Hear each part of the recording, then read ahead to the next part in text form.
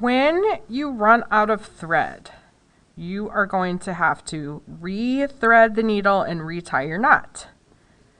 So make sure that you leave about 2 inches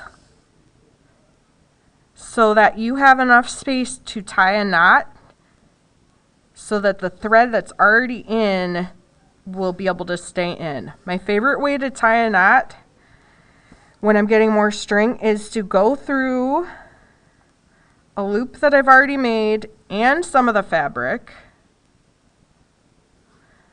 pull it, and then I'm going to go back through my loop. So it'll look like that. And then I like to do it a second time. So let me show you why you have to leave about 2 inches at the end. So I have about 1 inch. Let's make it even smaller just to show you. Okay, so this is about 1 inch.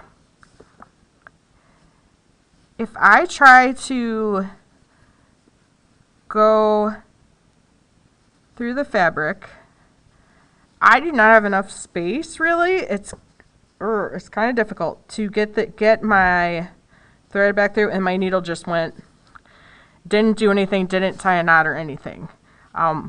One thing you could do if you get in this situation is you could take your scissors and cut it,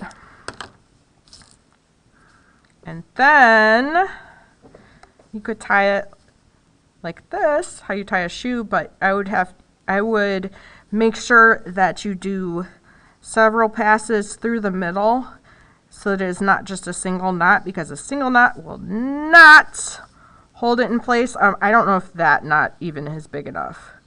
You can see, because yeah, that knot is not big enough. I pulled it through. You want to make it big enough that it's not going to pull through the fabric. Again, I'm going to do it just like I tie shoes. Oof.